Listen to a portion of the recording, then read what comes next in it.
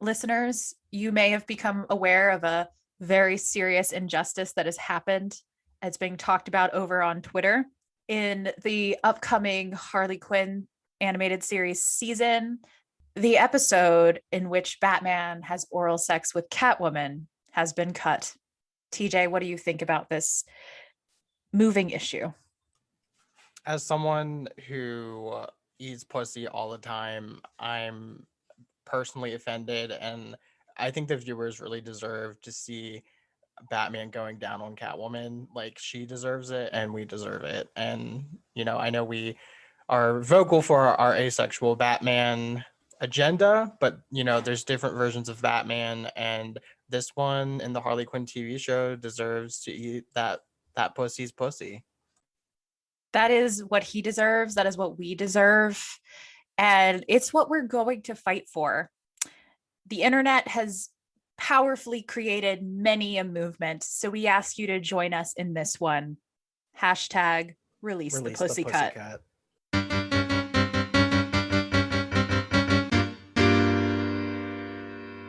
Welcome to the Gotham Outsiders, our Batman book club. Trying to get the cult of crime to start worshiping Tim Drake instead, I'm your host, Bat Obsessive Chris. And wondering if we really have to stick to the Batman rule, my co-host TJ.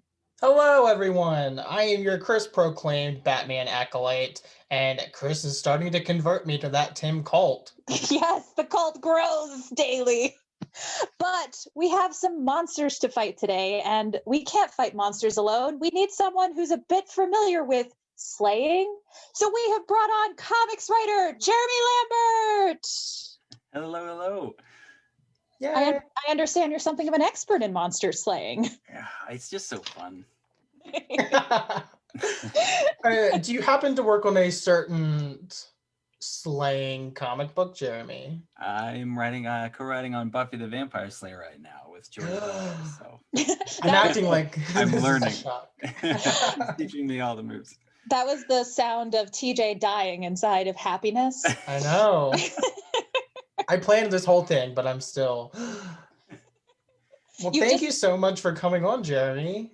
Thank you so much for having me. I'm so happy to be here. Of course, and you've done a little bit with DC as well. Can you tell us about that? Yeah. I've co-wrote Doom Patrol with Gerard Way. We just did Doom Patrol: Weight of the Worlds. Is the last 7 issues we did that got collected, and yeah, that's out now in trade. And we have a huge team that helped put that together. It was a really incredible experience because it was just a collaboration between so many artists and writers and everybody. So that was just so much fun and a dream come true, much like Buffy. Yeah, that's so exciting. I love Doom Patrol. Yeah, and I mean, what a time. Just the TV show is so popular. And I do love that you're just casually like, just co-wrote it with Gerard Way. No big deal. Yeah. It's it's I don't know. You gotta tell me, when Gerard Way enters a room, does the G note play? Unfortunately not, but maybe in my brain it does. No, honestly, such an incredible honor, and he's a close friend now, and it's just been, again, another dream come true. Like, I can't, it's hard for me to play that cool. I can't. I was going to say, what a fantastic humble brag. You're like, I'm just casually, we're just great friends. It's fine. It's not, but that's the thing, is that it's just like, there's no good way to really do that. I love it. It's just like, he's absolutely wonderful. It is, a huge privilege. I'm incredibly lucky. That's wonderful. He's a wonderful human. So that's wonderful. And so you're not a DC newbie, but what's your relationship to Batman specifically? Batman specifically, I'm certainly no expert at all, but much like so many other people, Batman the Animated Series was just, a cornerstone for me. And it's funny too, because it was so, I guess, enmeshed with Gargoyles at the time for me. Yes. That I just blended the two. And so I have like my own sort of history of like Gargoyles characters being Yes. Batman being Gargoyles. So anyway, but We that talk was about gargoyles so much on this show. Yes, we're gonna have to end up doing a Gargoyles episode because at this point we've had 5 guests in a row that are like Gargoyles is the best Batman. Oh my goodness! Wow, It's Yeah. true. Makes sense. I always thought of it as kind of a Disney's Batman in my head. makes sense. Yeah, I agree. Yeah. Well, today we have a little game, and I should tell you that TJ has won the game all of one time. And how did it go for you last week, TJ? I got destroyed. Uh-oh. So, just to put you at ease, It's my game- turn to be destroyed now. we will see. I'll cross my fingers. Well, I have a question that I think might, for once, convince TJ that I'm not rigging this game against him because I feel like it's going to be right down the lane for both of you. Are we Okay. ready? These are the ones I'm worst at. No. The obvious ones. I'm glad you're as confident as I am. It makes me feel a little better. I know this is some like either you're really doing this or you're like TJ, and I can't tell which. We'll find out. Can you make? So I'm going to give you both a challenge to do something, and then the one who comes up with the best answer of it will get the point. Basically, Okay. of the main Buffy cast. Okay, you ready? Who would you say personality-wise matches Bat family members, and why? Oh my goodness. I'll start. Not to show up the Buffy writer. Do it. I would say Willow and Tim Drake because they're both very smart and computery, and just very kind-hearted. And gay. And yeah, and they're a little bit gay, or a lot gay, depending on which one. Tim might be a little bit gayer. No, I'm kidding. I like that. I'll give it. We can take turns then. Which one would Okay. you do next, Jeremy? Oh my goodness. I'll go with. I mean, in my own headcanon, Giles and Alfred, Ooh, Yeah, but that's a good one. that's a crossover fic I need to read. see, that's where I'm starting to veer in that direction now. It's just like, is a similarity there? Not, but maybe. What if they're like cousins or something? It's so funny. Alfred used to be a is- watcher. Yes, I was about to say Alfred's a failed watcher. Yeah, Oh, a yes. failed watcher. I love it. That's amazing. Headcanon accepted. That is now just a fact on this show forevermore. I would say Buffy and Nightwing Dick Grayson because they're both very Nice. quippy. Okay. They do a lot of cartwheels. Yeah. Yeah, and like Dick is like the pretty one, and I mean they're all pretty, but Dick is the one I was most gonna known. say, they are you know. all pretty, TJ. We can't say that on this show. And like Buffy is very much like a spunky, pretty, witty character, and I think they have that in common. But I think you're failing to ask the important question: who has the best butt in the Buffy universe? Because that's who would be. Giles for sure. Yeah. It's a good tush. I don't know, and I know people hate Riley, but he probably has a cute butt. Yeah, I mean, you have to give Riley a few things, and that's probably one of them. I would say Band Candy Joyce Summers, Ooh. And Selena Kyle. that is one of the episodes. I was for gonna this say, season. I've seen that episode. Oh, I know nice. that. As I just turn into Captain America, I'm like, I know that reference. Nice. That's a good one. That is really true. That makes sense. It's another. You know, simping after Giles, simping after Bruce Wayne. It's all the same. It's all the same. So, Damian Wayne Okay. and Cordelia Chase, who is the mean girl of Buffy, but she kind of learns some like fighting skills later on. So I feel like her and Damian have those two things in common. That's fair. They're both bitchy. And they both die. So, you know. We don't talk about that. I do know things about Buffy, see? Oh No, no! good job. Oh no! Oh my goodness. Let's see. Do we have any now I'm running out of what do I know? Any spikes in the Batman family? Did you have one in mind? Do I have one in mind? Now, I don't know that I know the Buffy characters well enough to have played this game myself. So I feel like I have one in mind for Angel, and I'm curious if I'm right. I don't know if I'm right, though. I don't think I know enough about Angel to be sure. For your Angel one, is it a villain or a Bat family? Extended Bat family member. Is it Midnighter? Yeah. Am I right? Nice. I don't know. Do you think that's accurate, Jeremy? It's, again, moving into headcanon territory. We live in headcanon territory. It certainly could be. It certainly could be. And that would be a season of Angel that I would love to see. Well, then Spike obviously has to be Apollo. Yeah. That's a great ship. I didn't know. Is that a ship? Oh my goodness. Angel and Spike? Yeah, I don't know. Yeah, that's Spangel. Spangel? And yeah, they've definitely had sex in their hundreds of years traveling together. But if I know anything about Spike is that he's nothing like Apollo. No. Okay. Not at all. They're both blonde. There you go. That counts, right? I mean, to be fair, I guess I was matching Angel and Midnighter based on aesthetic mostly anyway. So. They're both a little birdie. Yeah. I'm excited that my Buffy knowledge extended far enough that I succeeded. Yeah, that was impressive, Chris. Yeah, that's also right. Very fun. You've given us a gift. Thank you. And that's why the point goes to me. Now, I feel like that's a draw. We could do this all day. Yes, I'm kidding. Of course, that was a draw. That was actually really good. Well, so moving in a slightly different direction, we read a certain book that's set in Gotham Academy. Maybe I've given away what it was. And at Gotham Academy, there's some pretty weird teachers, I would say, that all seem to be just a hair away from being a Batman villain. So your challenge for this question is to come up with your own Gotham Academy teacher and what they would teach. Oh gosh. I'm so bad at these creative questions. And the writer me is like, okay, all right, I'll need a week and then I'll do it on next Saturday. Yeah, we're going to storyboard it and then... Okay. I have a very mild idea and I'm just going to go with it. I'm excited. Let's run.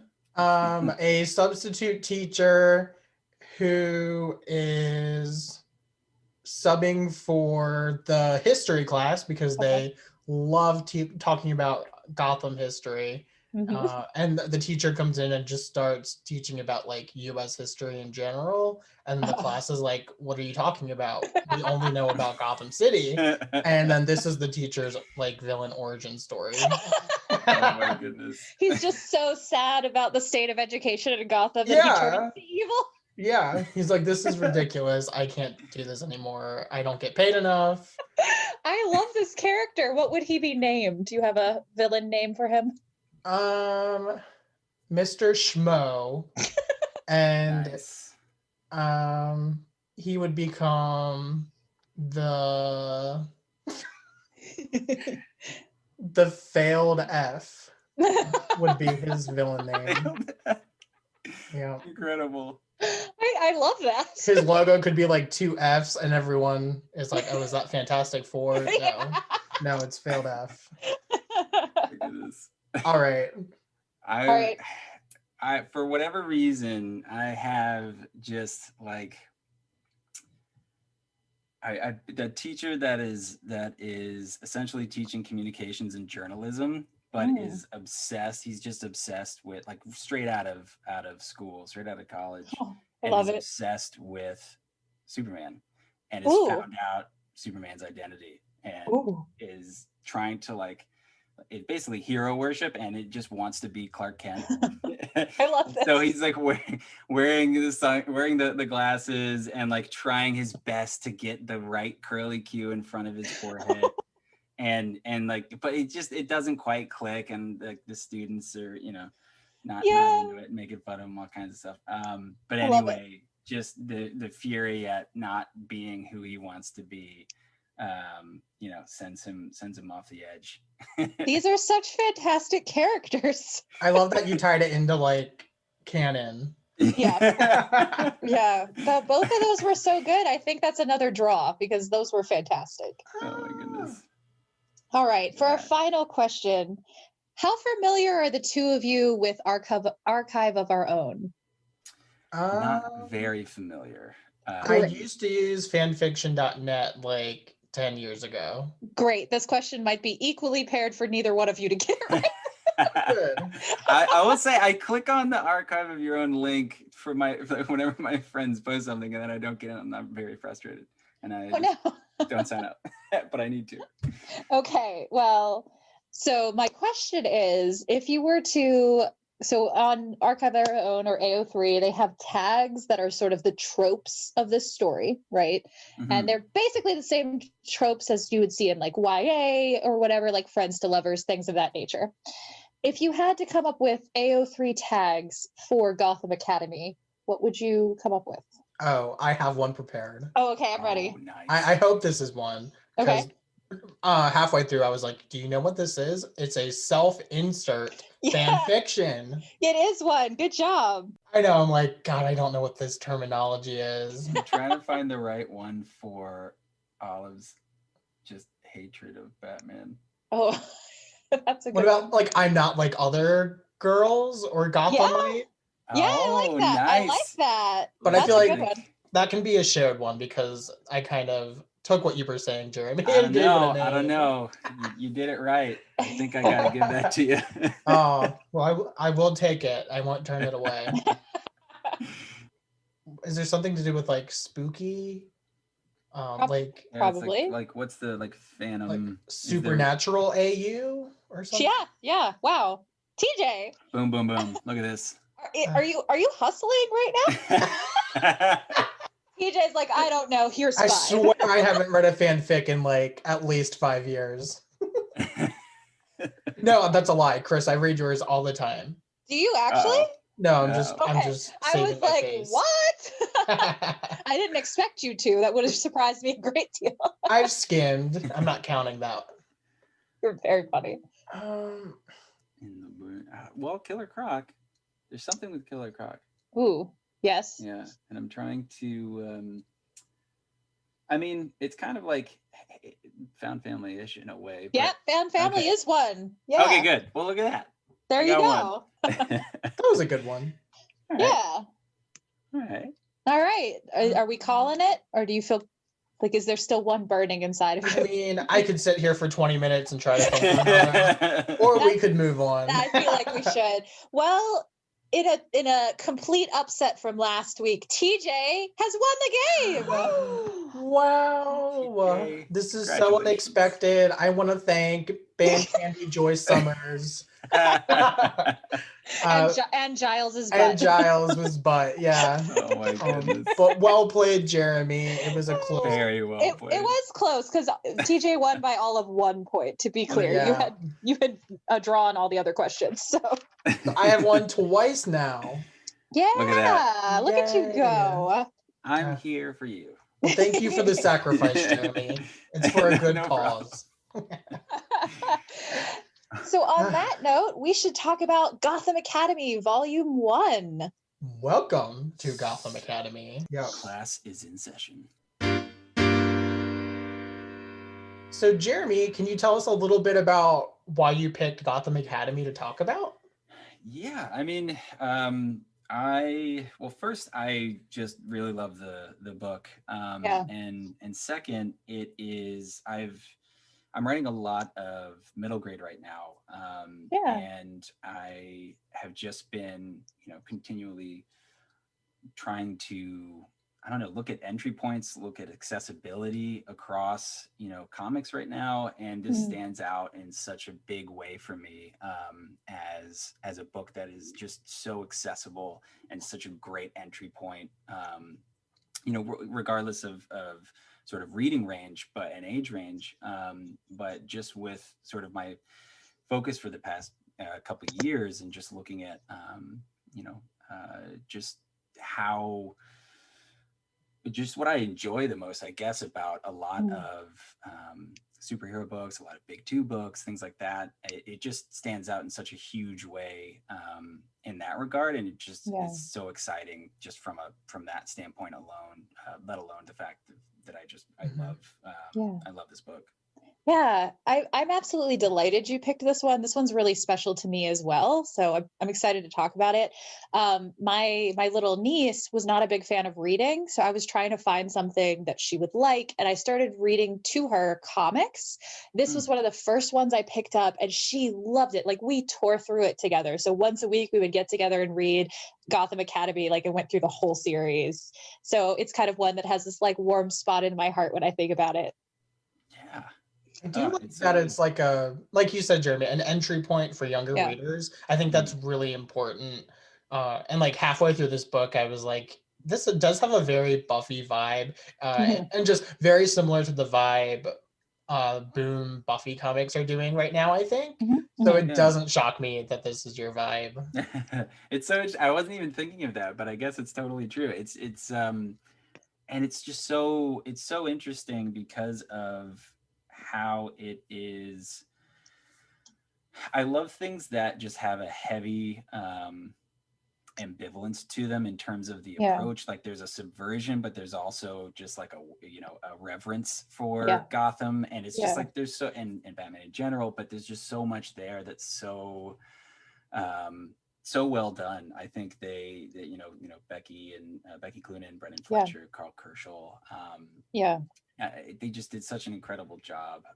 And then Geiser and Dave McCaig as doing some of the color work. They just did such an incredible job, I thought. And it shows in the breadth of characters that they brought in, and the ones that they focused on, and just how they kind of introduced us into the world, because there's so much going on. There is. I love the way that the Batman lore, like if you know Batman and are into it, it's all there. It's like under the surface. Sometimes it pops up in a character or a bat signal that's frustrating to the main character, but it's like it exists outside the story, but it's the backdrop for the story, and I absolutely love that. Yeah, totally. And that's I so much love tons, but with Olive Silverlock, who's the protagonist, along with Maps. Love Maps. Maps. There's just this, I think it's such a fun, I don't know, it's just such a fun take when it comes to Batman's involvement in this series. Or lack of involvement, but the presence of Batman in the series, I think, is so fun, because it's not really one that you would expect at all that DC would be like, yeah, go for it, And full disclosure, I'm friends with Mark Doyle, who's my editor on Doom Patrol, and Becky as well. So I love this book, but also, take my word with a grain of salt, because I love those two humans. I love the concept of a group of teenagers just on the edge of Batman's weirdness. I love, it's a brilliant idea. It's so fun, right? I've always been really drawn to that trope of like, what did regular people do in Gotham? What would it be like to live with that all the time? And as I was rereading this, and like, I don't know, I'm currently a professor at a university during a global pandemic. I'm reading this book and I'm like, that is what it's like to try to focus on studying while there's a constant crisis going on outside. Goodness. Yeah, it's just like, okay.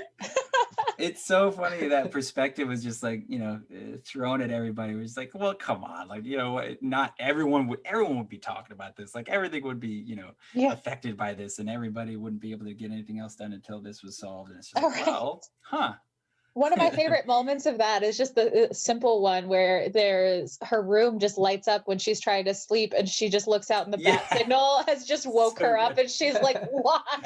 It's so good. I love the idea that the bat signal is like this annoying light pollution to most people in Gotham. I was sleeping. And I mean, the art is fantastic. Yes. The colors are so good. Yes. It's beautiful. It's such a beautiful book. Yeah, we talked last week when we talked about Batwoman Elegy, how flashbacks were drawn differently. And I realized in this one that's true too. Whenever there's those scenes in Arkham, it's a different art style than the rest of the book. And it kind of makes the contrast so stark. Really liked it. Yeah, totally agree with that. I mean, it's just Yeah. it's a great way to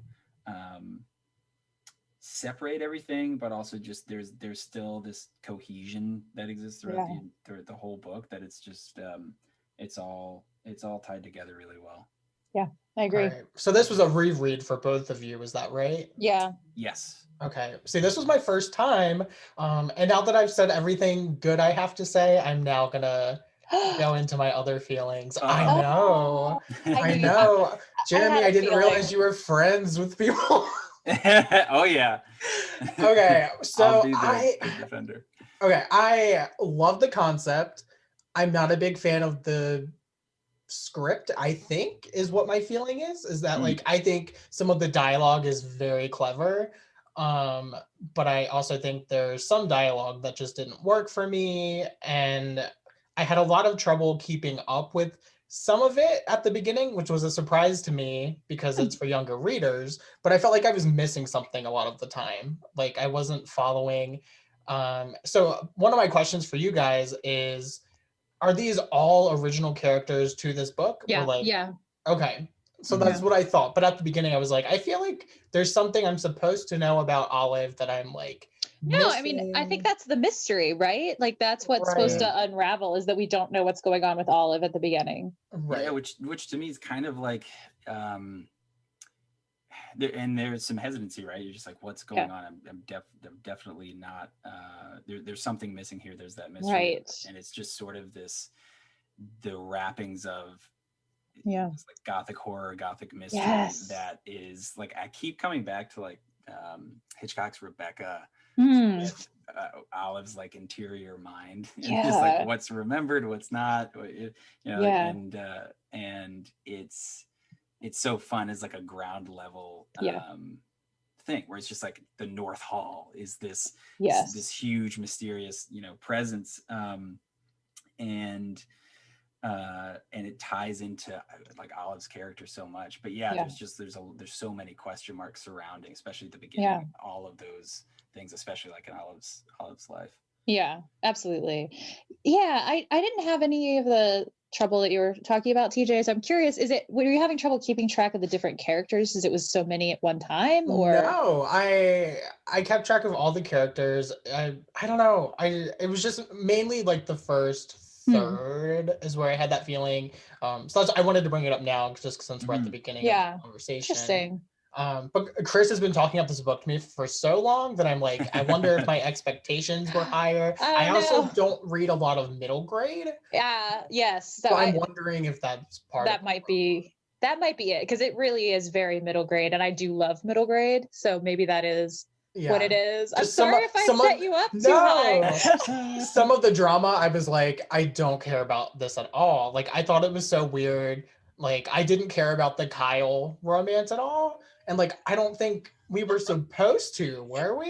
I mean, well, that's a good question. Actually, are we supposed to ship them? Is what you're asking? Because I don't ship them. So like, part of my thing earlier, like, oh, it's a self-insert fanfic where all the cute boys are cute, but I don't care about them like I do going into a self-insert. Interesting. Fanfic. So I was I don't find that at all. So that's interesting. Okay. Like I hate to be a Debbie Downer, so I'm really glad both of you love it.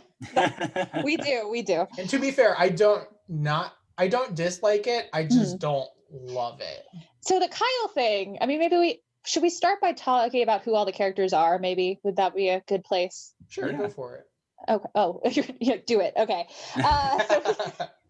So we have Olive, our main character, who is sort of the one where all the mystery is wrapped around her. There's something going on with her mom, but we don't know what it is to begin with. She's clearly very smart, but very interior. And she's kind of apparently drawn away from all of her friendships. That's what we know about her to begin with, right? Am I leaving anything out? Yeah. That's pretty. So then we have Maps, who is truly one of my favorite DC Comics characters of all time. She's very cute. I love Maps. And Maps is like energetic. When she loves something, she loves it all the way. She's ready to go on adventures all the time. She's super smart, super clever. She's also good at reading people in a way that I'd kind of forgotten about until I went back, but she kind of doesn't want to deal with it. She's like, I know what's going on, but I'm not going to talk about it. And you didn't get to this yet, TJ, but she's a big Robin fan, which is something I saw the artwork in the back that was like her as Robin. Yes. It was very cute. It's in the second one. So I'm going to convince you to keep reading at some point. I swear I'm going to. I do want to keep reading because of the cliffhanger.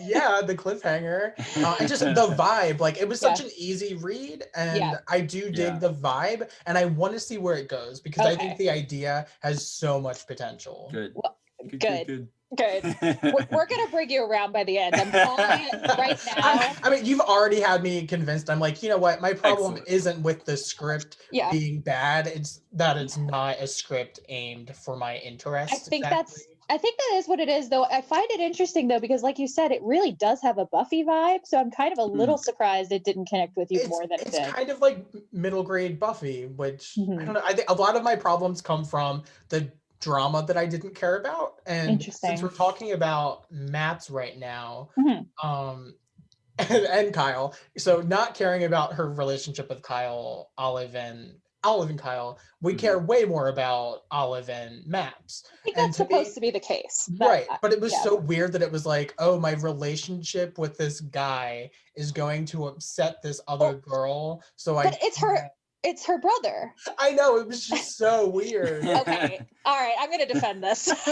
I'm like, this is great. I'm like pushing TJ out of the way. And I'm like, get away from the mic. All right. What I loved about this, because I love this. I don't care about Kyle either, like as a character, but also we'll get into why I think he's kind of useful in the story. But as a character, like on his own, of course he's the most boring. They even kind of say that a few times where they're like, we can't bring Kyle in. He's too lawful good. Like, we can't. Yeah, that was a great line. And that's true. That's Kyle, right? He's so great. He's the straight man of the story, right? Yeah. Like, he's the Batman of the story, TJ.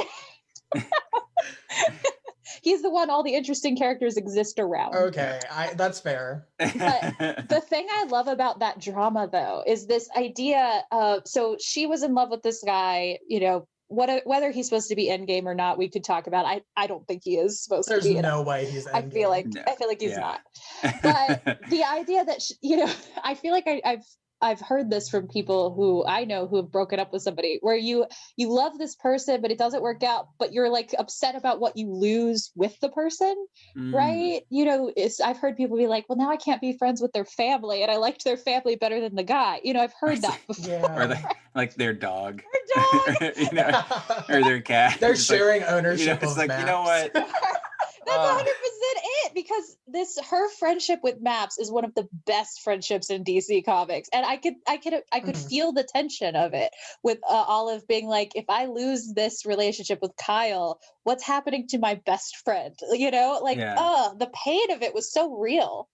Yeah, I mean, it's so, and that's, you know, making the you know, that connection is amazing. I'm just talking about pets from you know, when you draw into anything but Maps with the best friend. I mean, that is really true and interesting. That's such a good, because it complicates Olive's view of everything and her own, you know, feelings on her best friend, and it is such a relatable moment for people, I think, and one that people remember from, you know, when they were, you know, in high school, when they were in middle school. You know, it's just sort of like these sort of bonds of friendship that get really confused when real things enter the, you know, at least I would say real problems enter life, and you start getting things start getting complicated and messy, and it's not quite as delineated sometimes, and you have to make actual choices that inform, you know, what you do, and you know, if you're somebody that breaks up with somebody else and you know it's their dog that you're obsessed with, then it causes problems, you know. And then it's just like when you know, if you're with so Olive's with Kyle, and her best friend is Maps, and you know, you start to, and the same thing with Maps, like it's the same thing from Maps point of view. And yeah, I mean, it's just such an interesting thing.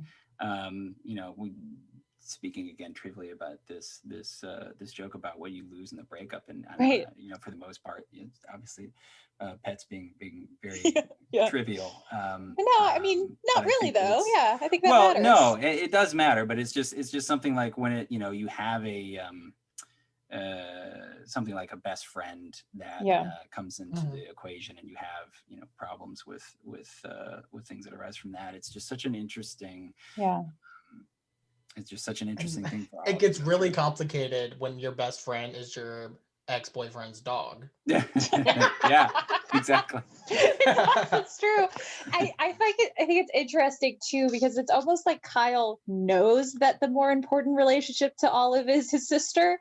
So because there's even a moment when they're sitting and they're talking at their spot, you know, the spot that's theirs, and he's like, that was my least favorite scene. Really? I love that scene where Kyle is like, you know, I know you're breaking my heart, but you don't have to break Maps's too. He was almost like, look, it's okay with me if you're still best friends with my sister. And she goes, okay, I will be, and then does not keep him. And I love that. Was one of the scenes where I was like, you know, this is the dialogue that I don't like. No, okay, I was down. I was down.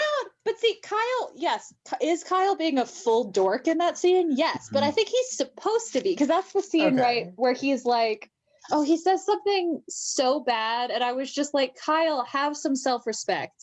What did he say? He was like, I'll wait for you forever, even if you never come back. And I was like, no. Yeah. Well, Kyle! My other issue with such an angel thing to say. Oh, right. That's where we get the info dump of like what happened to her last summer, and I was like, wow, this was like such a convoluted, potentially interesting thing. Like, why is this all being dumped in dialogue? It doesn't fully, because she tells him what she knows, but at that point she doesn't remember most of it. Yeah, like we get it later. I don't know. In the moment, I'm just looking at my notes, and I was like, why are we revealing all of this? No, I feel bad that I'm glad that we have two different sides here, and we can that's fair. talk about it. But yeah. So no, you two are making me appreciate it more already. Just good. Like, I still don't care about that drama, but I appreciate the idea behind it, if that makes sense. Again, I think Kyle is if we're gonna make it into a YA trope, right? Kyle is the Gale from Hunger Games, right? Like, nobody cares about Gale. Sorry, people who actually care about Gale, but I was Team Gale for a hot minute there. I think I was too at the start, but let's at the start. He is white bread on. He's like pita is literally white bread. Pita is delicious, like French bread that has been cooked like by hand. But yeah, I see what you're saying, and I agree. Okay. He is not supposed to be interesting. No, I don't think so. I think he's literally he is beautiful and a little bit dumb. He might be a hembo. I'm not sure. I love that they're all people of color. Yeah. I love that. Yeah, other than Colton, right? Yeah. He's Rivera. Oh, so you're right. I'm assuming he was Latinx of some sort. You are right. I forgot about that. Yeah. I actually really liked Colton. Can we talk about Colton? Yes. Okay. So Colton was next. TJ, do you want a minor spoiler? Sure. Colton is gay. Okay. In my notes near the end, I was like, it's wild to me that we have no out and casually proud queer students in this so far, because the vibe just seems like it would be so natural. So that makes me very happy. It's in the next volume, I think. I haven't read them in a while, but I think it's the next volume that it's confirmed. And we have Maps in a suit, which I was kind of like queer of some variety, and we just like haven't gotten into it, or maybe she doesn't know. Yeah, she's very young, so I feel like she just doesn't know, maybe. Right. Her in the suit, that was so cute. I love that scene too. I was looking back to find it, but there's this point where Colton's slamming down the A grade that he got. It's just like, oh, Karl didn't realize. It's just like so flustered. He's like, take a gander at that sweet, and it's just A. Yes. But the How A did is I cut off. And you're not- like, take a gander at that sweet. What? How did I not pick up on that? And that's what it is. When it's later confirmed that he's gay, the way they do it is he has a crush on Kyle. Like that's Aww. So that Oh, that I scene love Colton. I would see when reading that scene, I was like, oh, like he's just thrown off because he wasn't expecting him to be there, and now we can't talk about the truth about the investigation. But no, I love that. Yeah. Thank you for spoiling that. Yeah, I was like, I'm gonna have to tell TJ so he keeps reading. Like, don't I'm- worry. I was going to keep reading at some point, but now I'm going to do it sooner. They also do a crossover with Lumberjanes at one point, so that a whole bunch of cool Oh. characters come in. So is Lumberjanes in the DC universe now? I guess. I still don't know the details. I haven't read that, and I'm going to. And now just like going back and rereading volume 1 of Gotham Academy now has added to my TBR pile, as everything does. Yes. But yeah, I haven't gotten into that, and now I need to go pick it up. Yeah, I haven't read that one either. I need to, because that one will be very queer, TJ, because like every Lumberjanes character is queer. I think I'm trying to remember if there's a token straight friend. I don't recall. A Kyle. Yeah, Kyle. Be a Kyle. There's a Kyle. You know what? Kyle is definitely the token straight friend. That is So I guess I will not ship Olive with Colton going forward. Probably not. Colton I would not really be liked into it. Colton was probably my Colton's great. favorite out of this one. Like Maps obviously is like the standout Yes, character. Of course. But Maps there is was something wonderful. about Colton. It was like his design. Yes, he's a or joy. something. He's It was just like fun. it's impossible to read that. We were talking before show, and it's impossible to read this without realizing that there's like parallels to Harry Potter, as much as we hate to say the name. Yeah, they find the Half-Blood Prince textbook in the library.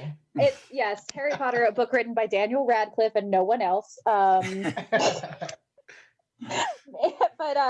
Colton is absolutely a Weasley twin, and I love it. Oh my goodness. I did not even think that. He drops the like pranks. He has like a whole cult full of them. I'm like, yes. There's a scene later where they go to detention and there's all these weapons and they're like, are these yours? That's true. I love it. Yeah, The illegal fireworks thing is so great. It is. Yeah, I shipped him in Olive a little bit, but that's because I also kind of shipped her a little bit with everyone except It's Kyle. fair. You know what? Fair. Fair enough. Yeah. She has a great ship in the second volume, I will say, which we get a taste of in this one. Is it but the demon boy? the vampire kid? Yeah. Oh, he's a vampire. Okay. The The Langston Tristan? virus. Yeah, Tristan. It's so funny, TJ, because it really, the plot line of her and Tristan is her realizing how boring Kyle is. See, I'm assuming Tristan is the end game, but that's just my guess. From like how it's presented to the audience in this book. I will let you find out on your own. Now I'm like gonna binge the whole thing. Yes! I did it. You did it, guys. You did it. Poor TJ. I feel like I bully him into reading and watching so many different things, including the start of this podcast. And speaking of my dear Cordelia Chase from Buffy, we have the mean girl of the book. What was her name again? Pommeline. Pommeline. Yes. Okay. I liked her too. Yeah. Oh, Pommeline, our delightful witchy girl. I love it. She's just like, let's do a seance. Let's summon a ghost. I mean, that ritual is so professional. Like that it's incredible. The attention to detail in that cult, that little baby cult they have is astounding. I love their baby cult, TJ. That's why Chris likes this book. Chris loves the cult. I'd forgotten the cult was in the first volume, and I got it. And I was like, we got 2 books about cults in a row. I'm living. All right, so good. I said I didn't like that one scene earlier. A scene I loved was her watching her through or Olive watching her through the crack, and she's like, "No, Mom, this isn't a phase."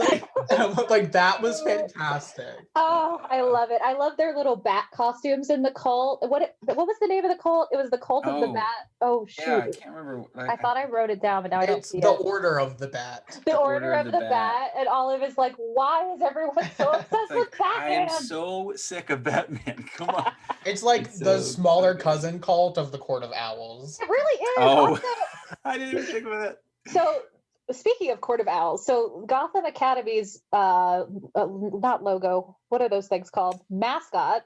There we go. I got there. Oh. The mascot is an owl, and the school was created by the Cobblepots. So most likely there is a Court of Owls hideout somewhere in that school. Yeah, I'd imagine so. Oh. And Right? I love that through line, Millie Jane Yes. Cobblepot. Yes. Because it just it's again like it's just such a great framing device and structure for the book and for the mystery and for just sort of the interconnectivity with all of the different elements that they're bringing into the book and characters they're bringing into the book. It's just such a good sort of hub for all of that. And the fake ghosts. Yes. So we've got to talk about Heathcliff and his fake ghosts. Yeah, Heathcliff and his fake ghost. Heathcliff. Which Okay. is incredible. Yeah. Heathcliff. Did either one of you watch the show Victorious? I'm curious. A little bit. Okay, Heathcliff and Palm are absolutely Beck and oh no, I'm blanking on her name, but somebody who's listening knows what I'm talking about. The goth girl. The goth girl and her boyfriend have the exact same dynamic as these two. Yes, I loved it so much. Yeah, that's what I thought. I love Heathcliff. As far as since we're talking about headcanon of who's queer, there's no way that Heathcliff is not bi. That's fair. I feel like they're all some sort of queer except Kyle. Except for everyone but Kyle. Literally. Except for Kyle. They really do feel like the kind of friend group that like in 5 years everyone has come out to each other and then they're all like, and Kyle, our straight friend. And this is Kyle. We still let him hang out with us. Yeah, exactly. He's still in the detective club. Yes. So who did you guys ship Olive with the most? I feel like that's a fair question with this book. I mean, for me, it's coming. It isn't here yet. So. Is it Tristan? Yeah. I do like her and Tristan a lot. Yeah. I maybe it was sort of, it's so funny because now I can't not see the Buffy in the book. Right. Yeah. I've done it. Yeah, I mean, I suppose it would definitely be Tristan for me. Yeah. I feel like I have my prediction. I'll put this into the universe is you'll read the second one and like it a lot better. I was looking at reviews and a lot of people were saying, oh, this was so much better. And just, I'm going to bring up Damien now. Yeah. I'm excited to see Damien in the mix. We get multiple cameos of Batman characters coming up. So in the next volume, Damien and Tim both appear. So you have that to look forward to. Yeah. And Damien at the end, his skin was definitely darker than usual. Yes, they actually drew him appreciated. Correctly. Yeah, that was very cool. Keeping with people of color trend in this book. Yeah. I love that. I do too. We talked in 2 episodes ago about the whitewashing of Damien that happens sometimes. Oh, yeah. All the time. Well, frequently. Pretty frequently, yeah. But so I was curious throughout the whole book, of course, like, how does Bruce Wayne know Olive? Like, I was very scared we were going to get to the end and not find out how. So I'm very glad we kind of got that reveal. And tell me if I'm missing anything, but it's that Bruce or Batman tried to save her mom, right? And but he locked her away in Arkham. Yeah, because she was quote crazy and. Well, she had caused the fire. Right. So they're pyrokinetic, is what I'm getting, right? Yeah. Okay. Yeah. Her and her mom, and maybe it causes some sort of like split personality thing. At least in her mom, yeah. Okay. And it's just so funny too because I guess I don't want to get too derailed, but I think that with that, and it's just the fact that Olive's just sort of like, yeah, screw it, let me light these fireworks on and just kill Batman. Like it's just that scene was so good. it's the protagonist of a book called Gotham Academy is trying to kill Batman, and it's just like, to me, it's just whether sort of inadvertently or not. I think, however, it's being interpreted. I love that. Like, I mean, it's just such a surprising thing to have. If we put that with the fact that we have Croc, Killer Croc comes in, and he's a good guy in this. Yeah, right. It's hard not to be on his side, right? Like they present Batman as the villain, basically. It's like Batman is a terrible. Yeah, it's just sort of like, and even if you're sort of distilling these things down even more and more, it's like Batman is the terrible dad type. Yeah. And Killer Croc is like, oh, the one that cares. He's the cool uncle. Like, what? Yeah.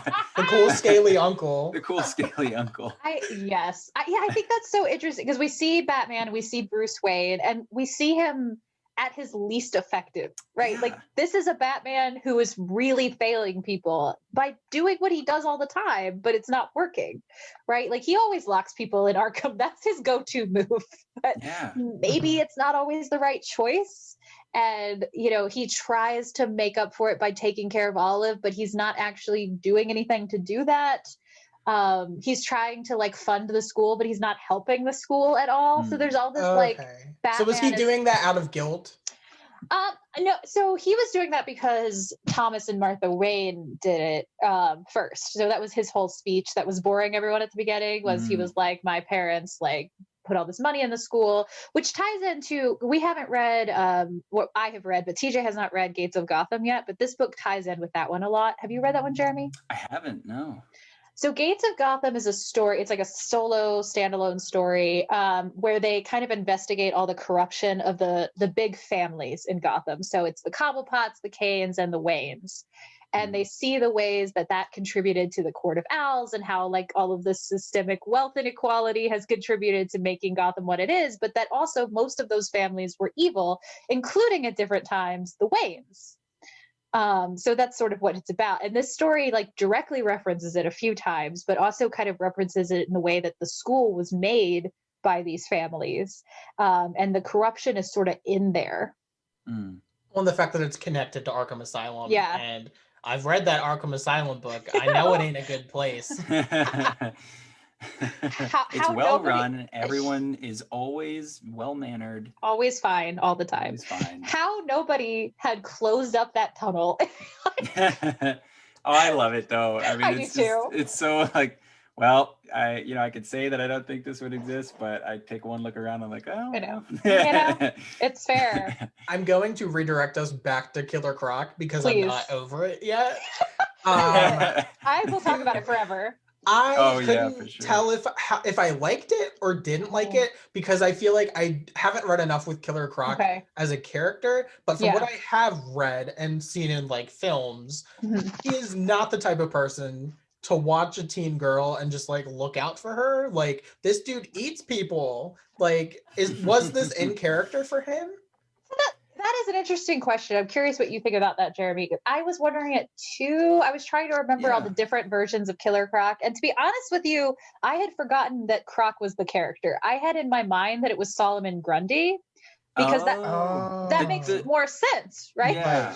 Yeah. That would have been great. That's interesting. I mean, it's really funny because when it comes to a book like this, or just to some of these to arcs in general, or to anything like that, I love, again, it's kind of just that ambivalence that I was talking about earlier, where it's just sort of I love the continuity and the cohesion that comes with that through line of a character sort of acting in quote unquote the original sense of the character and structure of the character.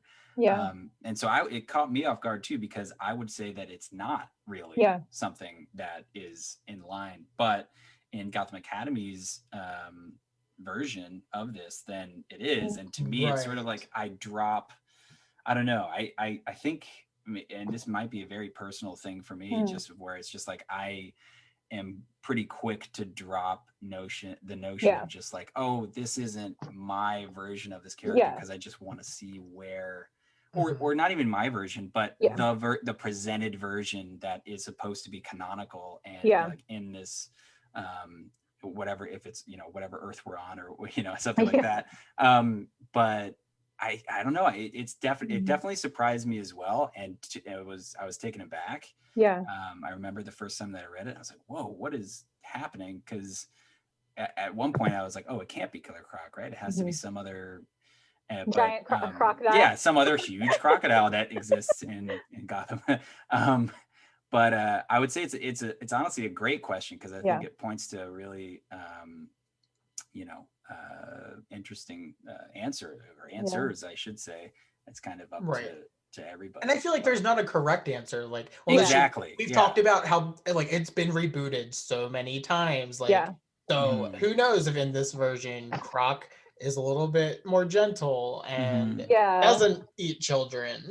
Yeah, and I think Croc is one. It's not like, I feel like there were Batman villains that if they had been like, it's this one, I would have been like, absolutely not. But Croc is not one of those. He's never been like that bad, you know? Yeah. There's a joke on the Harley Quinn TV show, which is like, you are cable bad. She is like HBO bad. Oh my gosh. Croc is like cable bad. Like, he's a bad guy, sure, but he's not like, you know, the Joker, right? Oh, so that's hilarious. Like, I feel like I could have loved the Killer Croc subplot, but I feel like I didn't get enough to like make me like, if I had seen more of him and the mom maybe, or him and Olive, or I don't know, because for me I was like, oh, this is very jarring just because it's so different, but I could love it if I was given enough of it. And if it were like Clayface or Solomon Grundy, I feel like you and I would have been on board a little bit quicker, because we've seen that version before.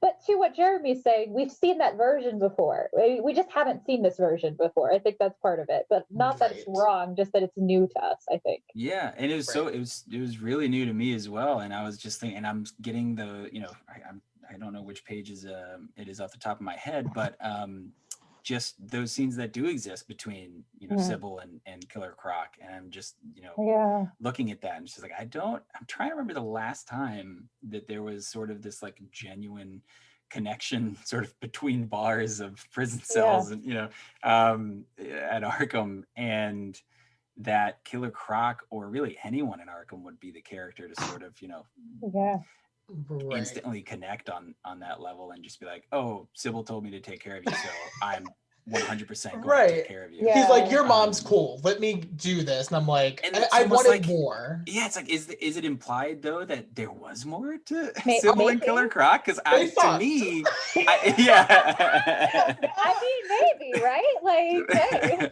To me, I was just sort of like, well, maybe that's part of the. If this was young adult, they totally fucked. He got tail and she got his tail, you know. What I find interesting though about that scene, because in this version we are kind of firmly on Killer Croc's side very quickly, is that scene where Batman shows up and the genuine terror where Croc is like, I can't do this again, I can't go back. And I feel like, you know, we're always in Batman's POV in those moments. We're not usually in the villain's perspective, but I was like there with him. I was like, that is scary. Like, you know, this is this person that's kind of unstoppable that keeps coming for you. Batman is the horror movie villain of the villains. Right. Yeah, that was good. That was so fun. I mean, like that. So I think I said it earlier, but it's like that, you know, that presence of Batman to me is one of the most like striking things about the book, because like Batman shows up and you're like, no shit, go away, man. You know, it's like she's scared, you know, you're ruining everything. You're ruining everything. Like Killer Croc is scared, like I don't, you know, and at one you're upset with Olive, and you're upset with Batman, and you're just like trying to sort out your own emotions, just like, why are they making me feel this way about Batman? But I love it. I think it's so fun, because you know, it really does give you one of the big strengths of the book in Maps and in Olive, is that perspective of being a young person in that world. And it would be complicated. I feel like I was laughing as I was reading this because I realized that Batman versus Superman tried to do this, the idea that superheroes wreck other people's lives. Yeah. How much more effectively Gotham Academy pulled that off. For sure. For sure. Yeah. Yeah, this part definitely did a good job of making me feel what it wanted me to. Yeah. Where, you know, I keep saying earlier, I don't care about the romance stuff right now, but this part definitely worked for me. Yeah, I think that's fair. To be fair, on the note of caring or not about the romance, I feel like the priority of this story is on friendship. I don't think the priority is on the ship. So if you read it and you're like, I'm here for this like grand like YA romance, you're not going to find it. But if you come into it and you're like, I want found family, I want to get to the end of the story, and the Detectives Club is something that I wish I had at 13 or 14, you know, I think that's what you get from it. I think that's a great point. Because it's true. And you just, you know, you have a lot of the I also say the covers for the series are outstanding. Like because there's so much, and I can, you know, it's obvious how much time was spent on getting story through those covers, and not just sort of like, oh, here's a shot of a character, here's a shot of a couple characters. There's so much at play. Like even if it's something like, I think it's it's on the back cover of just like the bat symbol just scratched out, you know. On her desk. Love that one. And it's just there's so much time and energy placed on getting the story across through these covers of, you know, what kind of book this is, or at least the energy that it's, you know, getting into. And the energy of it is like middle grade gothic horror, right? Like it's that goosebumps. It's, you know, those kind of things that I loved at that age because I was a creepy kid, you know, as a child. Jeremy, are you familiar with Goosebumps? Yes. Why would I have brought that up? I can't think why it was on my mind. I love Goosebumps. Honestly, I'm just like my whole being right now. So I'm just lucky to be here. I gotta. But it's true because like Goosebumps, Doom Patrol, Buffy are just like these things that I love so much, and it's just, you know, it's I'm very, very lucky to be involved. I think if there is one character in the whole of Gotham that I relate to, it is Maps. When I was reading this, I was like, this was me. Maps is so good. I mean, right? She's such a good kid. She's such a good kid. I love her so much. It's just like, you know, just the there's so much there, but also like all I need is just that. I think it was one of the covers, maybe I can't remember, where she's wearing a D20 shirt. Yes, I love all of her Dungeons and Dragons, though it's called Serpents and Spells. Serpents and Spells, yeah. That was cute. Serpents and Spells. References. I love when she says about Kyle that he's too lawful good for the Detectives Club, which is so cute and true. But she also, about Killer Croc, she was like, I just saw a giant crocodile. They have high hit points, but they don't drop good loot. It's just like you immediately want to, and that's maybe part of why you relate to Olive in some ways, and maybe not. It's just that you just want to be your best friend. Right. You know? No, for me, Maps I relate to her so much because she loves creepy stuff and she's a nerd and she gets too excited about things. And that is why I have a podcast about Batman. I would love for her to be Robin for real one day. Yeah, hell so yeah. I want to bring this up because people have said this on our Twitter too. The only reason I don't want that is because the mantle of Robin is absolutely cursed. Oh no.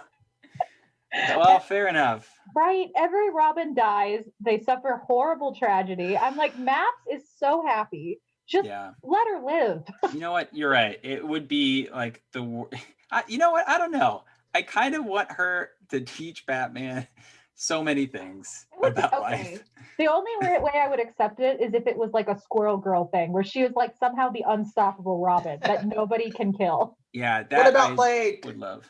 Like one single issue where he accidentally thinks she's Robin and it's like Halloween and she's dressed as Robin. So you're gonna have to read the next one when she actually is dressed as Robin. Oh, I didn't know that actually happened. Okay. She is also another reason I relate to Maps is she is a Tim Drake fangirl. So, Oh, fair enough. yeah. How much is Tim Drake in the next one? Is he He's in it a little. He's in it, like he has an issue of it that he's in. I feel like this one started to touch on the mental health Mhm. subplot. Is that something that gets explored a lot more going forward? Yes. Yeah. That was Yeah. nice and direct. Yes. Sorry, I don't want to spoil it. Now that I've sucked you in, I don't want to spoil it. There you go. Okay. But No, I will read it. It's so good though. I mean, It it's is. just because there's so much, I don't know. I think they're doing a great job of bringing so much of the questions that I have about Gotham into play, where they're, because it's, they share them is what I'm getting from that, so they're answering a lot of those. Yeah, so one of the ones they kind of explore with Croc and with Sybil, Olive's mom, is this, not every villain belongs in Arkham Asylum, that it's like kind of, it's a hell for some people because they're not actually mentally ill, right? And maybe Sybil is, it's not clear, but like Croc was kind of wondering, like, was she supposed to be there? And he's like, I don't know why I was there. There's something wrong with me. Like, I just want to munch on some people. Like, listen, all I want is a snack. Yeah, he's Army Hammer isn't in Arkham. Oh God. Oh no. Okay, we won't talk anymore about that. I just need to get that out of my system. I had literally the same joke in my brain and I shut it down. That's what... I just don't have the self-control that you do. I want to mention the little details. So we're looking at the art and the story of this. There's so many subtle character things. Like I got really obsessed with the posters on their walls. Yeah. So in Olive and I can't remember her roommate's name, but in their room, they have all these classic literature jokes on their walls. So they have a "What would Darcy do" poster that says, I tried in vain to control my love. I was wondering what that stood for. Yes, and they have "Isn't it Byronic?" which I love. Oh, that one was incredible. So Yeah. much. Oh my God. So all of the posters on their walls are like really clever literary references, but of the kind of things I liked at that age too. Like that's, I don't know. I think it's just really fun, that vibe. I totally agree. And it's just, I mean, it's relatable to, I think, so many of us. Yeah, for real. It's just like so many of these could be, posters on the school library wall if the librarian has a little, nod to the kids or something. Yes. Yeah. I love the little improv illustration stuff like that is really great. And I can't say enough good things about the art in general, the colors and everyone's face. Like in a lot of books, faces kind of look the same. In this one, I feel like every character has a distinct face. And not even just the characters, but I was noticing that too. If you, in the scenes where it's in a classroom, nobody looks alike. Even people will never know their names. They look distinct. I didn't look that close. This is my reread, to be fair. Like I was reading this in more depth because I've read it before. So I was noticing all the like background stuff. Right. What would you two rate this book 1 out of 5 batarangs? 1 out of 5 batarangs. I mean, feel free to break one in half. Listen, I chose this book, so it's 5 batarangs from me. Yes, it's a hard 5 batarangs for me as well. I love them so much. I love this whole series. Yeah, I'm with you. I think it's just it works on so many levels for me, and I think that there's so much. Like even just on this last reread, I want to go back and do it again because I want to do that and then lead into the next volumes. Yeah. Because I think there's just so much. There's really so much to unpack, and the mysteries that sort of, I guess, provide all of that structure. I just want to it's like I'm getting off topic now, but there's like this compilation of all like the Skyrim text that you can read. I kind of just want to do all of this with like Millie Jane Cobblepot's, book. I just want to find the whole thing and just go read through it step by step. But anyway, so that's where I stand. I agree. TJ wrote me today as I was finishing reading it and asked how I was doing. And I was like, I'm giddy. I'm laughing out loud alone reading this book. Amazing. All right, TJ, bring us down. Yeah, our average is about to plummet. Oh, no, no. not too bad. I would give it a 2.5 batarang. Whoa, that's so Ouch. low. Like, I rounded up to 3 on my Goodreads review. All Is that the first 2.5 we've had on the show? I gave Oof. Gotham Oh, don't. High. No, I gave Gotham High 2. Okay, I think I did this as well. this is better than Gotham High. about to say? But after talking, okay, I'll round up to a 3. I love 3 batarang. We're bullying TJ. You're into- I know. bullying. I'm here. No, I I'm mean, here to give things higher ratings. no, Yeah, I know. the more we talk about it, like I really do love the vibe of the book. Mhm. And there are things I enjoyed about it, but yeah, I don't know. The whole time I just wasn't feeling it. But Kyle just Yeah. drove that rating down for you, huh? Jeremy, we have one question we ask every guest that comes on our show. Alrighty. If you had the opportunity to tell a Batman story or any story with a Bat family member, you had no restrictions, Oof. what would that story look like, or what would you want to see? Oh my goodness. Well, I would have to say I was obsessed with the Scarecrow when I was younger. Ooh. I was obsessed with Jonathan Crane. I don't know why. Maybe I do know why. Is it the it's like- creepy child thing? It's the creepy child thing. Yeah. It's I the love creepy him child thing. too. He's my favorite. Oh yeah, no, he's my favorite, and I think it would have to be something involved where it's just like, maybe I'm just gonna run off and pitch this now, but it's just like this sort of Yes. like a nightmare series with him, and I don't know, I would love to play with just like an unreliable narrator that's kind of Ooh. hit on his own gas or something. And it's sort of like just his whole interior world. There's, I love don't it. know. Anyway, I think it would just have to involve that just so that I could, work some of that creepy child stuff out. Yes. I love it. I'm on I'm- board. I'm trash for the Dark Knight Rises Scarecrow, so I would love Oh, nice. something- Yeah. Oh my yeah, goodness. like to get into his Oh. head, maybe some of his like upbringing. I don't know. I'm maybe just from reading Gotham Academy. I'm like, give me his origin story in high school. Where did he go to school? Probably bullied Gotham Yeah. him? Academy. What happened? Who was mean to you, Jonathan Crane? Yeah. But I mean, also, I think it was helped along by the fact that I absolutely love Cillian Murphy. He is so Yeah. good as Scarecrow. Yeah, yeah. and then so when that happened with Batman Begins, I was just like, oh, okay, so you got the one actor that I would just go crazy for again. But it's just like so Same. I love Cillian Murphy. He's shockingly attractive while having crazy eyes. I don't understand. Incredible. His eyes pierce your soul. He looks unhinged, and I'm like, what a handsome man. I love it. It's so good. Jeremy, where can our listeners find you on social media? And do you have any upcoming projects we should be looking out for? Oh, thank you for asking that. I'm on Twitter at Jeremy_Lambert, and I'm on Instagram at Jeremy Frank Lambert, which is my middle name. And in terms of stuff that's coming out, we're hard at work on Buffy the Vampire Slayer for Boom Studios.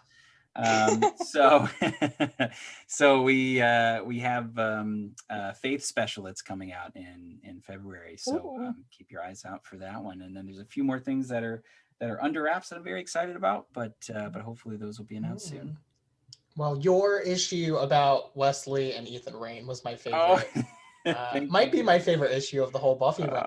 So oh, it's so fun. yeah, if you're a casual Buffy fan, at least pick up that issue and check it out. Thank you very much for saying so. Of course. Well, thank you so much for coming on. This has been a blast. Yes. Thank I'm you so excited- much for having me. I'm excited to talk to a former creepy child anytime. Yeah, we'll have a separate version of this where we just talk about Goosebumps and Yes. thank you so much for having me. Seriously, I really appreciate Of Absolutely. course. Join us next time when we will be reading Kingdom Come by Mark Waid and Alex Ross. with the amazing Panda Red, star of TikTok videos about DC Comics and some of the most hilarious content on the internet. I cannot wait for this discussion. Chris sends me his videos all the time, and I have watched a few of them, and he is pretty funny, so I'm excited. And Kingdom Come is such a fun story. I'm excited to get into DILF Superman and all the other fun stuff to come. Thank you for listening to this episode of the Gotham Outsiders. You can find me, Chris, on Twitter at The Myth of Psyche, where I talk about feminism, queerness, and frequently Batman. And you can find my co-host, TJ, at Troyfin2 on Twitter, where I talk about all things book related and occasionally Batman related, although a little bit more frequently nowadays. And you can find Gotham Outsiders on Twitter, TikTok, and Instagram at Gotham Outsiders, where we talk about Batman all the time. So join us next time, same bat time, same bat place.